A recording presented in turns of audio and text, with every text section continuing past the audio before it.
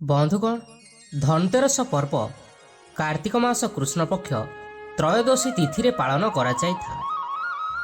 ଏହି ବର୍ଷ ତ୍ରୟୋଦଶୀ ତିଥି ନଭେମ୍ବର 10 ତାରିଖ ଅର୍ଥାତ୍ ଆସନ୍ତାକାଲି ଶୁକ୍ରବାର ଦିନ 12:36 ଆରମ୍ଭ ହୋଇ ନଭେମ୍ବର 11 ତାରିଖ ଶନିବାର ଦିନ 11:57 ପର୍ଯ୍ୟନ୍ତ ରହିବ।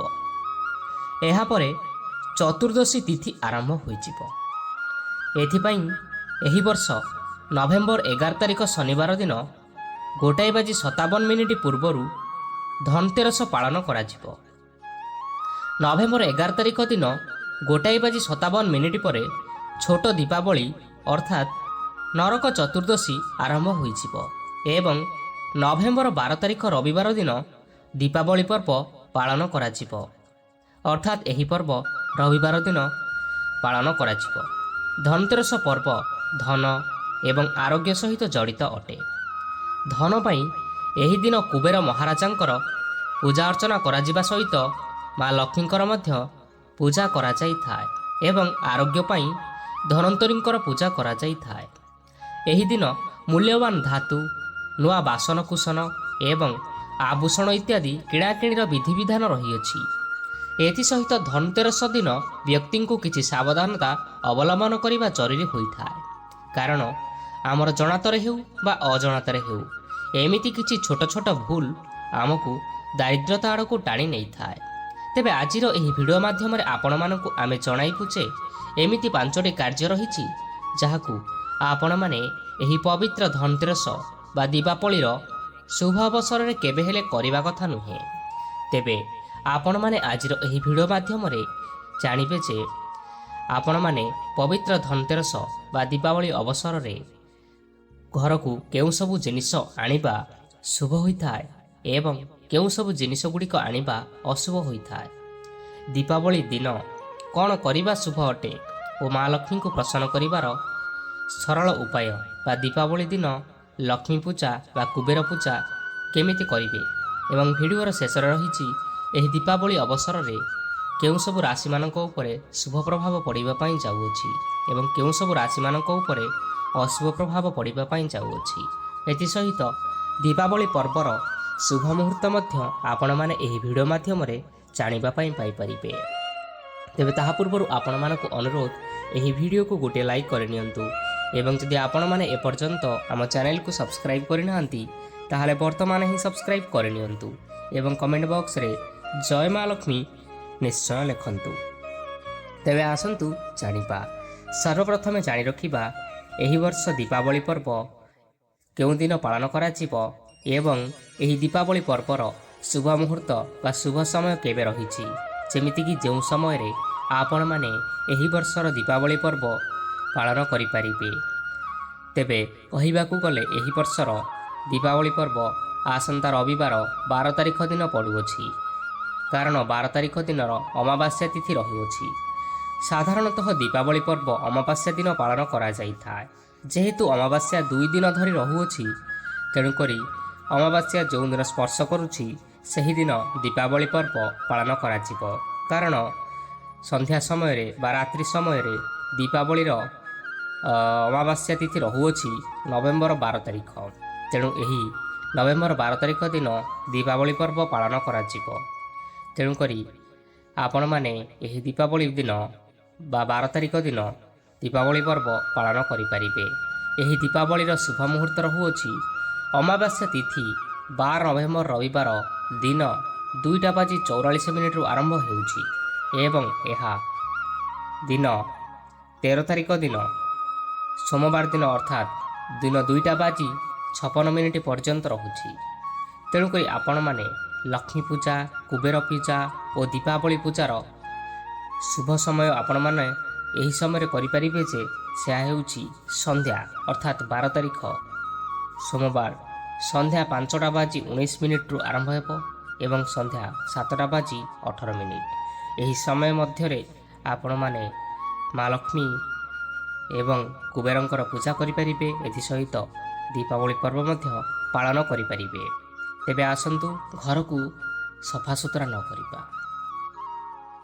ବନ୍ଧୁଗଣ, ଦୀପାବଳି ପୂର୍ବରୁ ଲୋକମାନେ ଘରର କୋଣ ଅନୁକୋଣକୁ ସଫା କରନ୍ତି କିନ୍ତୁ ଧନତେରସ ଦିନ ଯଦି ଘରେ ଅସନା ଅଳିଆ କିମ୍ବା ଖରାପ ଜିନିଷ ପଡ଼ିଥାଏ ତେବେ ଘରେ ସକାରାତ୍ମକ ଶକ୍ତି କେବେ ହେଲେ ପ୍ରବେଶ କରିନଥାଏ। ତେଣୁ ଧନତେରସ ପୂର୍ବରୁ ହିଁ ଏପରି ଜିନିଷ ସବୁ ଗୃହ ମଧ୍ୟରୁ ବାହାର କରିନିଅନ୍ତୁ ଏବଂ ଘରକୁ ସମ୍ପୂର୍ଣ୍ଣ ଭାବରେ ସଫାସୁତୁରା ରଖିବା ପାଇଁ ଚେଷ୍ଟା କରନ୍ତୁ, ଯାହାଦ୍ୱାରା ମା ଲକ୍ଷ୍ମୀ ଆପଣଙ୍କ ଗୃହକୁ ପ୍ରବେଶ କରିବେ ଏବଂ ଆପଣଙ୍କ ଘରେ ମଧ୍ୟ ଶାନ୍ତିର ବାତାବରଣ ଲାଗି ରହିବ। ଘରର ମୁଖ୍ୟ ଦ୍ୱାର କିମ୍ବା ମୁଖ୍ୟ କକ୍ଷ ସାମ୍ନାରେ ଅଦରକାରୀ ବସ୍ତୁ ରଖନ୍ତୁ ନାହିଁ। ମୁଖ୍ୟ ଦ୍ୱାରକୁ ନୂଆ ଅବସର ସହିତ ଯୋଡ଼ି ଦେଖାଯାଇଥାଏ। କୁହାଯାଏ ଯେ ଘରର ମୁଖ୍ୟ ଦ୍ୱାର ଜରିଆରେ ଘରକୁ ମାତା ଲକ୍ଷ୍ମୀଙ୍କର ଆଗମନ ହୋଇଥାଏ। ଏଥିପାଇଁ ଏହି ସ୍ଥାନ ସବୁବେଳେ ସଫାସୁତୁରା ନିର୍ମଳ ରଖିବା ଆବଶ୍ୟକ। ଯଦି ଆପଣ ଧନତେରସ ଦିନ ବା ଧନତେରସରେ କେବଳ କୁବେର ମହାରାଜାଙ୍କର ପୂଜା କରୁଛନ୍ତି ତେବେ ଏହା ସମ୍ପୂର୍ଣ୍ଣ ଭୁଲ ଅଟେ। କୁବେର ମହାରାଜାଙ୍କ ସହିତ ମା ଲକ୍ଷ୍ମୀ ଏବଂ ଭଗବାନ ଧନ୍ୱନ୍ତରୀଙ୍କର ପୂଜା ନିଶ୍ଚୟ କରିବା ଉଚିତ। ନଚେତ୍ ଏହା ଆପଣଙ୍କ ଉପରେ ଖରାପ ପ୍ରଭାବ ପକାଇଥାଏ ଏବଂ ବର୍ଷ ସାରା ଆପଣ ଓ ଆପଣଙ୍କ ପରିବାର ରୋଗଗ୍ରସ୍ତ ହୋଇ ରହିଥାନ୍ତି। ଯଦି କେବଳ ଲକ୍ଷ୍ମୀଙ୍କ ବା କୁବେରଙ୍କର ପୂଜା କରୁଛନ୍ତି ତେବେ ଆପଣମାନେ ଧନ୍ୱନ୍ତରୀଙ୍କର ମଧ୍ୟ ପୂଜା କରନ୍ତୁ, ଦେଖିବେ ଆପଣଙ୍କର ନିଶ୍ଚୟ ମଙ୍ଗଳ ହେବ। ଏପରି ବିଶ୍ୱାସ ରହିଛି ଯେ ଏହି ଦିନ କାଚରେ ତିଆରି ହୋଇଥିବା ବାସନକୁସନ ବା କୌଣସି ଜିନିଷପତ୍ର ଘରକୁ କିଣିବା ଉଚିତ ନୁହେଁ, ଏହା ସମ୍ପୂର୍ଣ୍ଣ ବାରଣ ଅଟେ। ତେଣୁ ଧନତେରସ ବା ଏହି ଅବସରରେ ଆପଣମାନେ ସୁନା, ଚାନ୍ଦି, ରୂପା କିମ୍ବା ଅନ୍ୟାନ୍ୟ ପିତ୍ତଳ ବାସନ ଇତ୍ୟାଦି କିଣାକିଣି କରିବା ଅତ୍ୟନ୍ତ ଶୁଭ ହୋଇଥାଏ ଏବଂ ଧନତେରସ ଦିନ କାହାକୁ ବି ଟଙ୍କାଟିଏ ମଧ୍ୟ ଉଧାର ଦିଅନ୍ତୁ ନାହିଁ। ଏହି ଦିନ ନିଜ ଘରୁ ମା ଲକ୍ଷ୍ମୀଙ୍କର ପ୍ରବାହ ବାହାରକୁ ଦିଅନ୍ତୁ ନାହିଁ। ଏପରି କରିବା ଦ୍ୱାରା ଆପଣଙ୍କ ଉପରେ ଦେୟ, କରଜ, ଋଣର ଭାର ବଢ଼ିପାରେ। ଏହି ଦିନ ନକଲି ମୂର୍ତ୍ତି ଭୁଲରେ ବି ପୂଜା କରନ୍ତୁ ନାହିଁ। ସୁନା, ଚାନ୍ଦି କିମ୍ବା ମାଟି ନିର୍ମିତ ମା ଲକ୍ଷ୍ମୀଙ୍କର ମୂର୍ତ୍ତି ପୂଜା କରନ୍ତୁ। ସ୍ୱସ୍ତିକ ଏବଂ ଓମ୍ ଭଳି ପ୍ରତୀକକୁ କୁଙ୍କୁମ, ହଳଦୀ କିମ୍ବା କୌଣସି ଶୁଭ ଜିନିଷରେ ତିଆରି କରନ୍ତୁ, ଦେଖିବେ ଏହା ନିଶ୍ଚୟ ଶୁଭ ହେବ। ତେବେ ବନ୍ଧୁଗଣ, ଆପଣମାନେ ଏହି ଶୁଭ ଅବସରରେ ଏହିସବୁ ଭୁଲଠାରୁ ଦୂରରେ ରୁହନ୍ତୁ, ଦେଖିବେ ଆପଣଙ୍କର ଘର ଓ ପରିବାର ହସ ଖୁସିରେ ରହିବେ। ଏବେ ଆସନ୍ତୁ ଜାଣିବା ଦୀପାବଳି ବା ଧନତେରସ ଦିନ ଘରକୁ କ'ଣ ଆଣିବା ଅଶୁଭ ହୋଇଥାଏ ଏବଂ ଏହାପରେ ଜାଣିବା ଘରକୁ କ'ଣ ଆଣିବା ଶୁଭ ହୋଇଥାଏ ଏବଂ ମାତା ଲକ୍ଷ୍ମୀଙ୍କର ପୂଜା କିପରି କରିବେ ବା ମାତା ଲକ୍ଷ୍ମୀଙ୍କୁ କିପରି ଆଗମନ କରାଇବେ। ଧନତେରସ ବା ଦୀପାବଳି ଦିନ ଲୁହାରେ ତିଆରି ହୋଇଥିବା କୌଣସି ଜିନିଷପତ୍ର ଘରକୁ ଆଣନ୍ତୁ ନାହିଁ, ଏହା ଅତ୍ୟନ୍ତ ଅଶୁଭ ହୋଇଥାଏ। ଏହାଦ୍ୱାରା ଘରେ ରାହୁ ଗ୍ରହର ପ୍ରକୋପ ବଢ଼ିଥାଏ ଏବଂ ଆପଣମାନେ ଛୋଟ ଏମିତି କେତେ ଗୁଡ଼ିଏ ସମସ୍ୟାର ମଧ୍ୟ ସମ୍ମୁଖୀନ ହେବାର ସମସ୍ୟା ରହିଥାଏ। ଏହି ଦିନ କାଚରେ ତିଆରି ହୋଇଥିବା କୌଣସି ଜିନିଷ କିଣନ୍ତୁ ନାହିଁ, କାରଣ କାଚର ମଧ୍ୟ ରାହୁ ଗ୍ରହ ସହିତ ସମ୍ବନ୍ଧ ରହିଥାଏ। ତେଣୁ ଏହି ଦିନ କାଚରେ କୌଣସି ଜିନିଷପତ୍ର ଘରକୁ ଆଣନ୍ତୁ ନାହିଁ ଏବଂ ଯଦି ଘରେ ଭଙ୍ଗା କାଚ ବା ଆଇନା ଅଛି ତେବେ ଦୀପାବଳି ପୂର୍ବରୁ ଘରୁ ବାହାରକୁ ଫୋପାଡ଼ି ଦିଅନ୍ତୁ। ଆଲୁମିନିୟମ ତିଆରି ବାସନକୁସନ ଅବା ଅନ୍ୟ କୌଣସି ଜିନିଷ ଧନତେରସ ବା ଦୀପାବଳିର ଏହି ଶୁଭ ମୁହୂର୍ତ୍ତରେ କେବେ ହେଲେ କିଣାକିଣି କରନ୍ତୁ ନାହିଁ। ଏହା କରିବା ଦ୍ୱାରା ଆପଣଙ୍କର ଯେଉଁ ସବୁ ଶୁଭ ଗ୍ରହ ରହିଅଛି ସେମାନେ ସମ୍ପୂର୍ଣ୍ଣ ଭାବରେ ପ୍ରଭାବିତ ହୋଇଥାନ୍ତି। ତେଣୁ ଆପଣମାନେ ଏହି ଦିନ ପିତ୍ତଳର ବାସନକୁସନ ଆଦି ଘରକୁ ଆଣନ୍ତୁ, ଦେଖିବେ ନିଶ୍ଚୟ ଶୁଭ ହେବ। ଏହି ଦିନ କଳା ରଙ୍ଗର ବସ୍ତ୍ର କିମ୍ବା ଅନ୍ୟ କୌଣସି ଜିନିଷ କିଣାକିଣି କରନ୍ତୁ ନାହିଁ, କାରଣ କଳା ରଙ୍ଗର ଜିନିଷ ଘରକୁ ଆଣିବା ଦୁର୍ଭାଗ୍ୟ ଆସିବା ସହିତ ସମାନ ହୋଇଥାଏ। ତେଣୁ କୌଣସି କଳା ରଙ୍ଗର ଜିନିଷ ଏହି ଦିନ ଘରକୁ ଆଣନ୍ତୁ ନାହିଁ। ଧନତେରସ ବା ଦୀପାବଳିର ଶୁଭ ମୁହୂର୍ତ୍ତରେ ଘରକୁ କେବେ ହେଲେ ତୈଳ ଜାତୀୟ ପଦାର୍ଥ ଅର୍ଥାତ୍ ଯେମିତିକି ତେଲ, ଘିଅ ଇତ୍ୟାଦି କିଣାକିଣି କରନ୍ତୁ ନାହିଁ। ଏହି ଦିନ ଘରେ ଦୀପ ଜଳାଇବାକୁ ଏହିସବୁର ଆବଶ୍ୟକ ନିଶ୍ଚିନ୍ତ ହେବ। ତେଣୁ ଆପଣମାନେ ଏଗୁଡ଼ିକୁ ଦୀପାବଳି ପୂର୍ବଦିନ ଘରକୁ ନେଇ ଆସନ୍ତୁ, ଦେଖିବେ ଆପଣଙ୍କର ନିଶ୍ଚୟ ମଙ୍ଗଳ ହେବ। ଏବେ ଆସନ୍ତୁ ଜାଣିବା ଘରକୁ କ'ଣ ଆଣିବା ଶୁଭ ହୋଇଥାଏ ଏବଂ ଏହାପରେ ଜାଣିବା ମା ଲକ୍ଷ୍ମୀଙ୍କୁ ପ୍ରସନ୍ନ କରିବାର ସରଳ ଉପାୟ ବା ଏହି ଦିନ ମହାଲକ୍ଷ୍ମୀଙ୍କୁ କିପରି ପୂଜା କରିବେ।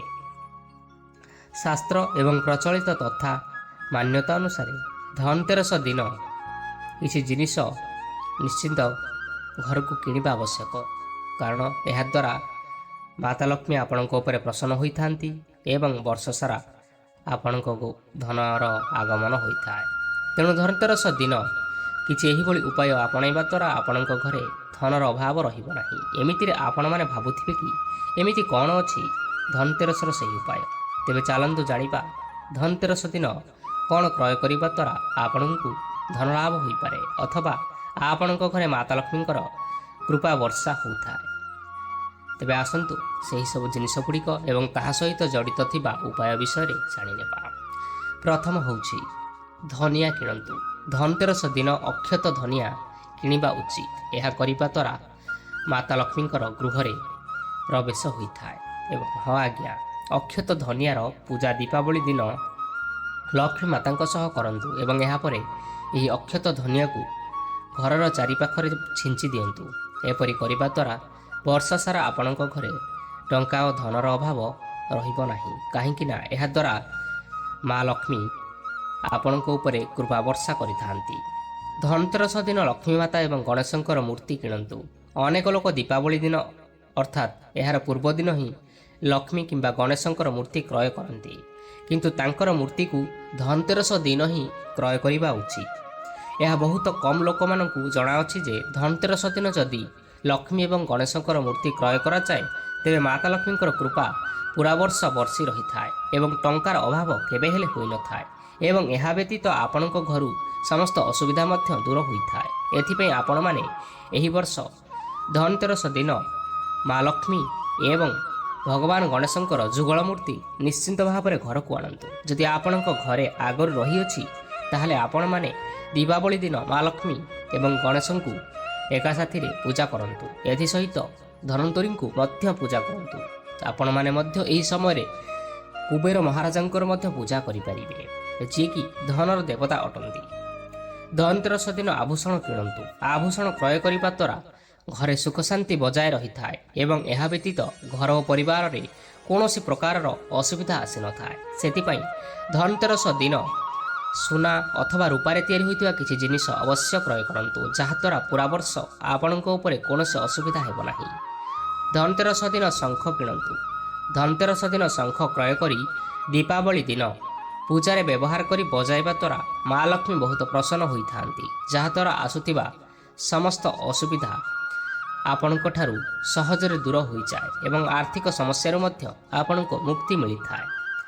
ଝାଡ଼ୁ କ୍ରୟ କରନ୍ତୁ। ଧନତେରସ ଦିନ ଝାଡ଼ୁ କ୍ରୟ କରନ୍ତୁ ଏବଂ ଦୀପାବଳି ଦିନ ଏହି ଝାଡ଼ୁରେ ଗୃହକୁ ସଫା କରନ୍ତୁ। ଏହାଦ୍ୱାରା ମାତା ଲକ୍ଷ୍ମୀ ଅତ୍ୟନ୍ତ ଖୁସି ହୋଇଥାନ୍ତି। ଏଥିପାଇଁ ଆପଣଙ୍କୁ କେବଳ ଏହା କରିବାକୁ ହେବ କି ଝାଡ଼ୁକୁ କିଣି ଦୀପାବଳି ପର୍ଯ୍ୟନ୍ତ କୌଣସି ଏମିତି ଜାଗାରେ ରଖିବା ଉଚିତ ଯେମିତିକି ତାହା ଉପରେ କୌଣସି ବାହାର ଲୋକଙ୍କର ନଜର ଯେପରି ନ ପଡ଼େ ଏବଂ ଆପଣମାନେ ଏହି ଝାଡ଼ୁକୁ ବ୍ୟବହାର କରି ଦୀପାବଳି ଦିନ ଗୃହକୁ ସଫା କରନ୍ତୁ ଏବଂ ମା ଲକ୍ଷ୍ମୀଙ୍କର ପୂଜା ଅର୍ଚ୍ଚନା କରନ୍ତୁ, ଯାହାଦ୍ୱାରା ଦେଖିବେ ଆପଣଙ୍କୁ ସମ୍ପୂର୍ଣ୍ଣ ଲାଭ ମିଳିବ। ମା ଲକ୍ଷ୍ମୀ ଆପଣଙ୍କ ଉପରେ ନିଶ୍ଚୟ କୃପା ବର୍ଷା କରିବେ। ଲବଣ କିଣନ୍ତୁ। ଲବଣ ଅର୍ଥାତ୍ ଲୁଣ, ଯାହାକି ପ୍ରତ୍ୟେକ ଦିନ ଆବଶ୍ୟକ ହୋଇଥାଏ। ତେଣୁ ଧନତେରସ ଦିନ ଲୁଣ ନିଶ୍ଚୟ କିଣନ୍ତୁ ଏବଂ ଏହାକୁ ଦୀପାବଳି ଦିନ ବ୍ୟବହାର କରିବା ଦ୍ୱାରା ଆପଣଙ୍କ ଘରେ କେବେ ବି ଧନର କମ୍ ହୋଇନଥାଏ। ହଁ ଆଜ୍ଞା, ସେଥିପାଇଁ ଆପଣମାନେ ଏହି ପବିତ୍ର ଧନତେରସ ଦିନ ଘରକୁ ଗୋଟିଏ ନୂଆ ଲୁଣ ପ୍ୟାକେଟ୍ ନିଶ୍ଚୟ କିଣିକି ଆଣନ୍ତୁ। ଦେଖିବେ ଯାହାଦ୍ୱାରା ଆପଣଙ୍କୁ ଅନେକ ଲାଭ ମିଳିବ। ମା ଲକ୍ଷ୍ମୀ ଆପଣଙ୍କ ଉପରେ ନିଶ୍ଚିନ୍ତ ଭାବରେ ପ୍ରସନ୍ନ ହେବେ, କାରଣ ଲୁଣ ସହିତ ଅନେକ ବାସ୍ତୁ ଜଡ଼ିତ ହୋଇ ରହିଅଛି। ଏବେ ଆସନ୍ତୁ ଜାଣିବା ଦୀପାବଳି ଦିନ କ'ଣ କରିବା ଶୁଭ ହୋଇଥାଏ। ବନ୍ଧୁଗଣ, ଦୁର୍ଗା ପୂଜା ଓ କୁମାର ପୂର୍ଣ୍ଣିମା ସରିବା ପରେ ପରେ ହିଁ ସମସ୍ତେ ଦୀପାବଳିର ଅପେକ୍ଷାରେ ରହିଥାନ୍ତି, କାରଣ ଦୀପାବଳି ହେଉଛି ଆଲୋକର ପର୍ବ ଏବଂ ଏହା ସମସ୍ତଙ୍କର ପସନ୍ଦ ହୋଇଥାଏ ଏବଂ ଦୀପ ଜଳାଇ ଘରର ଅନ୍ଧକାରକୁ ଦୂର କରିବା ପାଇଁ ସମସ୍ତେ ଚେଷ୍ଟା କରିଥାନ୍ତି। ତେଣୁ ଦୀପାବଳିର ଅବସରରେ ସମସ୍ତେ ଘର ପାଇଁ କିଛି ଜିନିଷପତ୍ର କିଣାକିଣି କରିବା ସହିତ ମାତା ଲକ୍ଷ୍ମୀଙ୍କୁ ପ୍ରସନ୍ନ କରିବା ପାଇଁ ଭିନ୍ନ ଭିନ୍ନ ଉପାୟ ମଧ୍ୟ କରିଥାନ୍ତି। ଯଦି ଆପଣ ସୌଭାଗ୍ୟ ଓ ଧନ ପ୍ରାପ୍ତି କରିବା ପାଇଁ ଚାହୁଁଛନ୍ତି ତେବେ ଏହି ବର୍ଷ ଦୀପାବଳି ଦିନ କରନ୍ତୁ ଏମିତି କିଛି ସହଜ ବା ସରଳ ଉପାୟ, ଯାହାଦ୍ୱାରା ମା ଲକ୍ଷ୍ମୀଙ୍କର ବିଶେଷ କୃପା ଆପଣଙ୍କ ଘର ଓ ପରିବାର ଉପରେ ରହିବ ଏବଂ ମାତା ଲକ୍ଷ୍ମୀଙ୍କ କୃପାରୁ ଘରକୁ ସୁଖ ଶାନ୍ତି ଓ ଧନଧାନ୍ୟର ଆଗମନ ହେବ ଏବଂ ଆପଣଙ୍କ ଗୃହ ମଧ୍ୟ ସୁଖ ଶାନ୍ତି ଓ ଧନଧାନ୍ୟରେ ପରିପୂର୍ଣ୍ଣ ହୋଇ ରହିବ। ତେଣୁ ଆପଣମାନେ ଏହି ବର୍ଷ ନିଜ ହାତରେ ନିଜ ଭାଗ୍ୟକୁ ଚମକାଇବା ପାଇଁ ଏହିସବୁ ଉପାୟ ଗୁଡ଼ିକ କରିନିଅନ୍ତୁ, ଯାହାଦ୍ୱାରା ଆପଣଙ୍କୁ ଅନେକ ଲାଭ ମଧ୍ୟ ମିଳିବ। ତେଣୁ ଏହି ଶୁଭ ସମୟକୁ କେବେ ହେଲେ ହାତଛଡ଼ା କରନ୍ତୁ ନାହିଁ, ସେହିସବୁ ଉପାୟକୁ କରିନିଅନ୍ତୁ। ତେବେ ଆସନ୍ତୁ ଜାଣିବା ସେହି ଉପାୟ ଗୁଡ଼ିକ ବିଷୟରେ। ପ୍ରଥମେ ରହିଛି ଘରର ମୁଖ୍ୟ ଦ୍ୱାରରେ ଦୀପ ଜଳାନ୍ତୁ। ହଁ ବନ୍ଧୁଗଣ, ଦୀପାବଳିରେ ସମସ୍ତେ ଇଚ୍ଛା କରିଥାନ୍ତି ଯେ ମା ଲକ୍ଷ୍ମୀ ତାଙ୍କର ଘରକୁ କେବଳ ଆସନ୍ତୁ ଏବଂ ତାଙ୍କ ଘରେ ସବୁବେଳେ ଧନର ବର୍ଷା କରୁଥାନ୍ତୁ। ଯଦି ଆପଣ ବି ଏହିଭଳି ଭାବରେ କିଛି କାମନା ରଖିଥାନ୍ତି, ତେବେ ଆଜିଠାରୁ ହିଁ ଘରର ମୁଖ୍ୟ ଦ୍ୱାରରେ ସନ୍ଧ୍ୟା ସମୟରେ ନିଶ୍ଚିନ୍ତ ଦୀପ ଲଗାନ୍ତୁ, ଯାହାଦ୍ୱାରା ମା ଲକ୍ଷ୍ମୀ ଆପଣଙ୍କ ଘରକୁ ସର୍ବପ୍ରଥମେ ଆସିବେ। ନମ୍ବର 2, ଘରେ ଗଙ୍ଗାଜଳ ସିଞ୍ଚନ କରନ୍ତୁ। ବନ୍ଧୁଗଣ, ହିନ୍ଦୁ ଧର୍ମରେ ଗଙ୍ଗା ଜଳର ବିଶେଷ ମହତ୍ତ୍ୱ ରହିଅଛି। ଏହାକୁ ଅନେକ ପବିତ୍ର ବୋଲି କୁହାଯାଏ ଏବଂ ପ୍ରତ୍ୟେକ ଶୁଭ କାର୍ଯ୍ୟରେ ଏହାକୁ ମଧ୍ୟ ବ୍ୟବହାର କରାଯାଇଥାଏ। ଏବଂ ଏଥିସହିତ ମାନ୍ୟତା ରହିଅଛି ଯେ ସବୁ ପର୍ବପର୍ବାଣୀରେ ଘରେ ଏହାକୁ ଛିଞ୍ଚିବା ନିହାତି ଆବଶ୍ୟକ। ତେଣୁ ଆପଣମାନେ ଆଜିଠାରୁ ଦୀପାବଳି ପର୍ଯ୍ୟନ୍ତ ଘରେ ଗଙ୍ଗାଜଳ ସିଞ୍ଚନ କରନ୍ତୁ, ଯାହାଦ୍ୱାରା ଆପଣଙ୍କ ଘର ପବିତ୍ର ହୋଇଯିବ ଏବଂ ମାତା ଲକ୍ଷ୍ମୀଙ୍କୁ ଆସିବା ପାଇଁ କୌଣସି ବାଧା ହେବ ନାହିଁ। ନମ୍ବର 3, ଶିବଲିଙ୍ଗ ପାଖରେ ଦୀପ ଜଳାନ୍ତୁ। ଶିବପୁରାଣ ଅନୁସାରେ ସନ୍ଧ୍ୟା ସମୟରେ ଶିବଲିଙ୍ଗ ପାଖରେ ଦୀପ ଜଳାଇବା ଦ୍ୱାରା ଅକ୍ଷୟ ପୁଣ୍ୟର ପ୍ରାପ୍ତି ହୋଇଥାଏ। ସେଥିପାଇଁ ଆଜିଠାରୁ ହିଁ ସବୁଦିନ ସନ୍ଧ୍ୟା ସମୟରେ ଶିବଲିଙ୍ଗ ପାଖରେ ବା ଘର ପାଖରେ ଥିବା ଶିବ ମନ୍ଦିରରେ ନିଶ୍ଚିନ୍ତ ଦୀପ ଜଳାନ୍ତୁ। ନମ୍ବର 4, ମୁଖ୍ୟ ଦ୍ୱାର ସମ୍ମୁଖରେ ରଙ୍ଗୋଲି କରନ୍ତୁ। ବନ୍ଧୁଗଣ, ହିନ୍ଦୁ ଧର୍ମରେ କଳା ଏବଂ ସଂସ୍କୃତିର ବିଶେଷ ମହତ୍ତ୍ୱ ରହିଅଛି। ଦେବୀ ଦେବତାମାନଙ୍କୁ କଳାକୃତି ମଧ୍ୟ ବିଶେଷ ଭଲ ପ୍ରସନ୍ନ କରାଇଥାଏ। ସେଥିପାଇଁ ଦେବୀ ଦେବତା ଯଦି ଆପଣମାନେ ଦେବୀ ଦେବତାଙ୍କୁ ସ୍ୱାଗତ କରିବା ପାଇଁ ଚାହୁଁଛନ୍ତି, ତେବେ ଆପଣମାନେ ଏହି ପବିତ୍ର ଅବସରରେ ଘରର ମୁଖ୍ୟ ଦ୍ୱାର ସମ୍ମୁଖରେ ରଙ୍ଗୋଲି କରିବା ଆବଶ୍ୟକ।